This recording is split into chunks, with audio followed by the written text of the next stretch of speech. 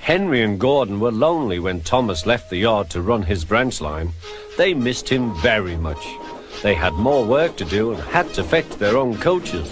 The big engines thought they were too important to fetch coaches. James grumbled too. "We get no rest, we get no rest," they all complained. But the coaches only laughed. "You're lazy and slack, you're lazy and slack," they answered. Altogether, the engines were causing Sir Topham Hatt a great deal of trouble. The big stations at both ends of the line each have a turntable. Sir Topham Hatt had made them so that the tender engines can be turned around because it is dangerous for them to go fast backwards. Little tank engines like Thomas don't need turntables. They can go just as well backwards as forwards.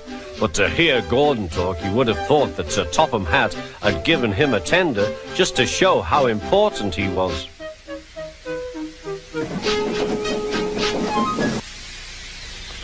"You don't understand, little Thomas. We tender engines have a position to keep up.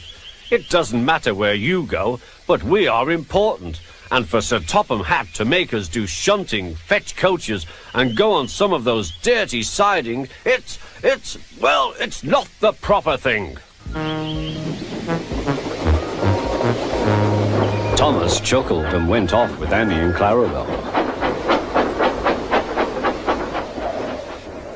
"Disgraceful," Gordon hissed as he ran backwards to the turntable. The turntable was in a windy place close to the sea, and if he was not on it just right, he put it out of balance and made it difficult to turn. Today, Gordon was in a bad temper, and the wind was blowing fiercely. His driver tried to make him stop in the right place, but Gordon wasn't trying. The fireman tried to turn the handle, but Gordon's weight and the strong wind prevented him. "It's no good," they said at last. "Your big tender upsets the balance.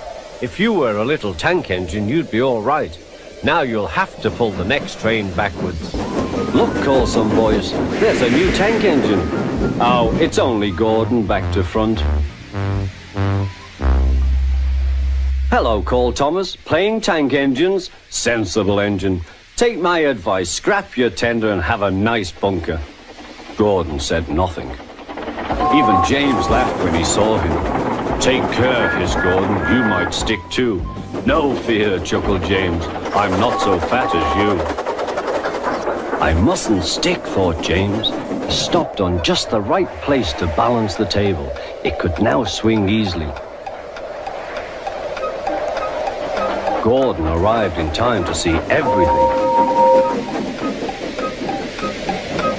James turned much too easily. The wind puffed him round like a top. He couldn't stop.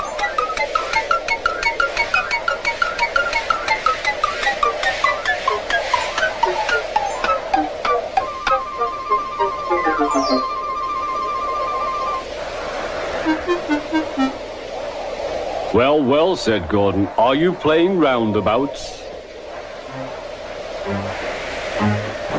Poor James, feeling quite giddy, rolled off to the shed without a word.